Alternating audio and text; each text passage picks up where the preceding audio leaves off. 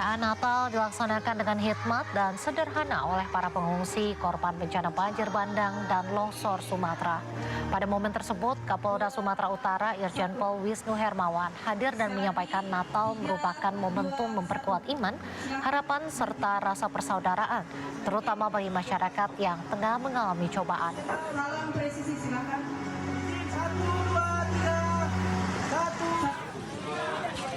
Sementara itu di Tapanuli Utara, personil Brimob Polda Sumatera Utara bersama Bayangkari berbagi kasih dengan masyarakat terdampak bencana alam di HKBP Sibalanga. Sekitar 200 orang dewasa dan 65 anak-anak berbagi kasih Natal dalam momen tersebut. Sejumlah bantuan kebutuhan pokok juga dibagikan pada masyarakat dan diharapkan bantuan itu bisa digunakan untuk keperluan dapur umum di lokasi mereka mengungsi.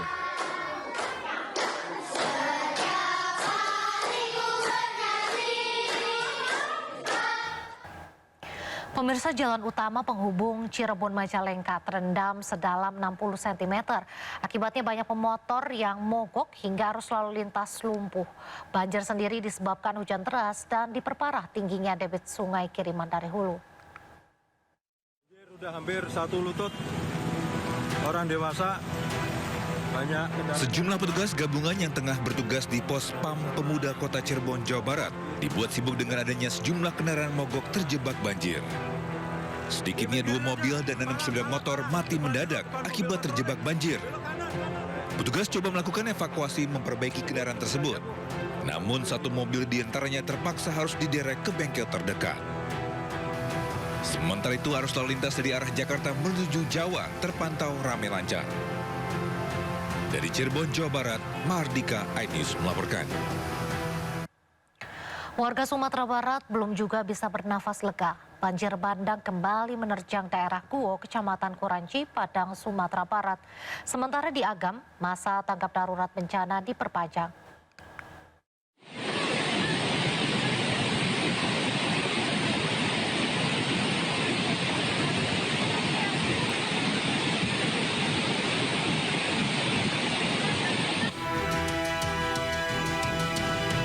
Tingginya intensitas hujan yang mengguyur kota Padang, Sumatera Barat sejak Senin petang mengakibatkan banjir susulan di Kuranci, Padang, Sumatera Barat. Air pun sempat memasuki rumah warga. Warga yang takut berulangnya banjir bandang pada 25 November lalu langsung mengungsi ke lokasi yang lebih tinggi.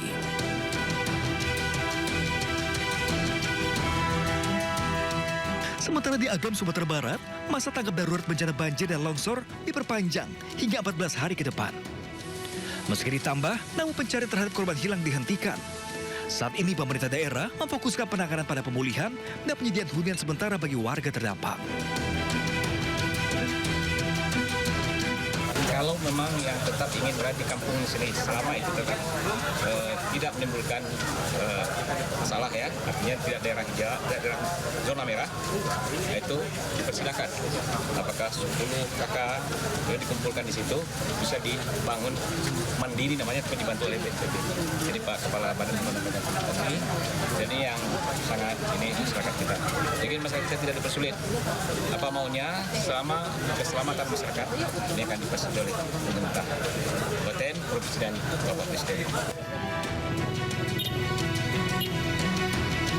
Di Gayo Luwes, Aceh Tenggara, akses jalan utama yang terletak di Desa Tatumpun, Kecamatan Putri Betung, Kabupaten Gayo Luwes, menuju ke Aceh Tenggara yang sempat terputus, kini bisa dilalui kembali. Meski badan jalan sempit karena sebagian tertutup bebatuan dan tanah longsor, pengendara tetap berusaha menerobos dengan ekstra hati-hati. Tanah dan bebatuan juga masih terus berjatuhan akibat kondisi tanah yang tidak stabil. Polisi juga terus berjaga di sejumlah titik lokasi yang masih rentan akan terjadinya longsor. Tim Liputan iNews melaporkan. Kita ke informasi lain pemirsa, bila saat ini Anda berencana membeli mobil listrik, bersiaplah.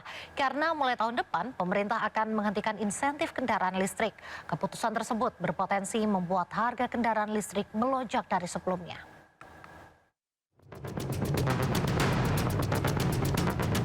Pemerintah memastikan segera menghentikan insentif mobil listrik mulai tahun depan.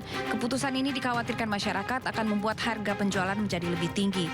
Salah satu alasan penghentian insentif kendaraan listrik adalah karena pemerintah menilai kendaraan listrik telah berkembang pesat di Indonesia selama 2 tahun insentif itu diberikan.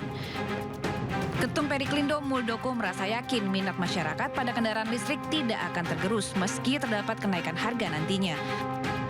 Menurut Muldoko, meskipun tanpa insentif, industri dan persaingan mobil listrik akan terus berjalan sehingga tetap mampu memberikan harga terbaik untuk masyarakat. Sebelumnya, beragam insentif diberikan pada kendaraan listrik termasuk PPN 10% yang ditanggung pemerintah untuk mobil listrik produksi lokal dengan TKDN 40%. Setelah dihentikan insentif kendaraan listrik, nantinya akan dialihkan untuk pengembangan mobil nasional.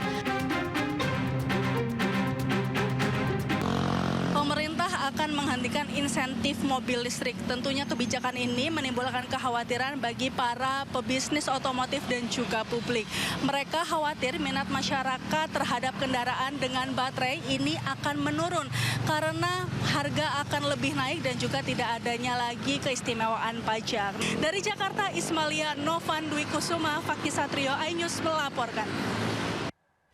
Eskalasi perang energi Rusia dengan Ukraina terus terjadi. Informasi lengkapnya usai jeda, tetaplah di Sindo Malam.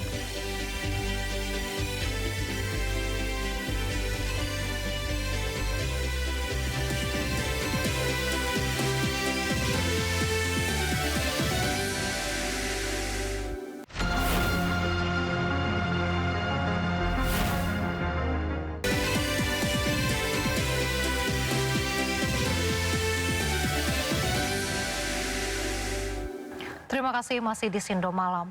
Pemirsa, eskalasi perang energi Rusia dengan Ukraina. Sejumlah pejabat negara meninjau pelaksanaan misa malam Natal di Gereja Katedral Jakarta yang digelar hari ini dan juga besok. Jenderal Listio Sigit Prabowo juga mengerahkan 147.000 personil gabungan untuk mengamankan perayaan Natal dan Tahun Baru termasuk misa Natal di Katedral.